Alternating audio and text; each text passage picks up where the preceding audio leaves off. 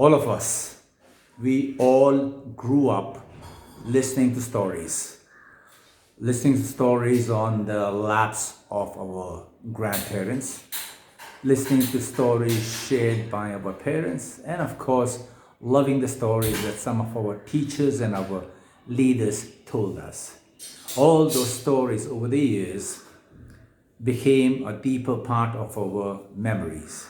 And when they became a deeper part of our memories, they also became our values. Values that we espouse: honesty, courage, bravery, compassion, kindness, mercy. And we heard stories about them, and they have become part and parcel of our personality.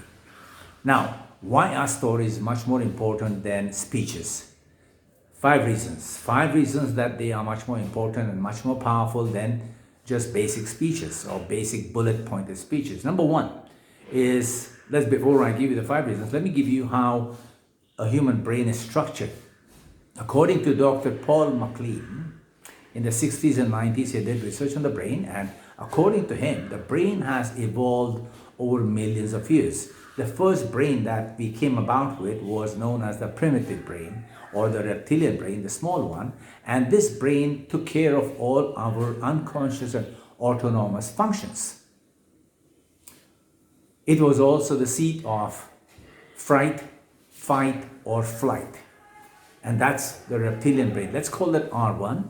And the second brain that evolved over thousands and millions of years was our emotive brain, or the limbic brain, the seat of emotions, the seat of kindness, the seat of hope, desire, dreams, and compassion. That's the second brain, the romantic brain. Let's call that the romantic brain, R2. And the third one is the neocortex, or the new brain, the brain that has evolved over the last 20 million years. And this is the rational brain, this is the thinking brain. This is the one that measures these distances, does the math, and puts 2 and 2 together and makes squares and geometrical shapes. The analytical brain, the neocortex, so let's call that the rational brain. So three brains. Number one, the reactive one. Number two, the romantic one. And number three, the rational one. So when you tell a story, this is what happens. When the rational brain hears the story, he says, hey, that's just a story. I don't have to analyze the data. I don't have to measure the distances. I don't have to check the shape, the size, the color, and the whole logic of it. It's just a story, so let it come in. So when you tell a story, the rational brain kind of opens up, like open sesame, and lets new data come in. The romantic brain, which of course loves romance, loves hope, desire, emotions, when it hears stories and sounds and pictures and drama, it loves it. It enjoys it. In fact, it kind of goes to a dance with it. And that's where values get built. The reactive brain, which is usually very cautious and very watchful, it says, hey, the first two brains, let it go. It's fine. It'll be okay. I'll be at peace with what's coming in, and the story is coming in. So a story comes in and it brings in values with it, and it settles down into the deeper part of our brain, thus in long-term memory, and then it becomes valuable and important. So three things happen. Number one, the rational brain lets go. Number two, the romantic brain has fun. The reactive brain kind of cools down and says it's pretty okay, no problem, no worries. The other three aspects of where thinking lies: neurons in the brain, in the heart, and in the gut. 100 billion in the head, 40 million in the heart, and 100 million in the guts.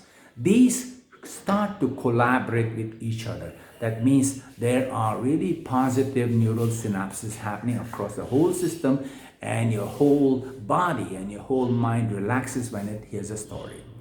The fifth thing that happens is when I tell you a story, you begin to conjure up, think up of your own stories that are similar to my stories. So mirror neurons begin to work. And thus, every time someone hears a story, they go, yeah, I too went through a similar experience and I can relate to you.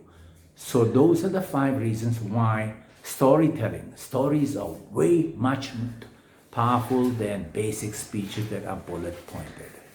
So there you go, ladies and gentlemen. I hope you tell stories over speeches and you live happily ever after as a business leader and as a community leader when you tell stories. My name is Raju Mandian. I'm happy to talk to you. If you like what you heard, please click like below. Thank you and adios.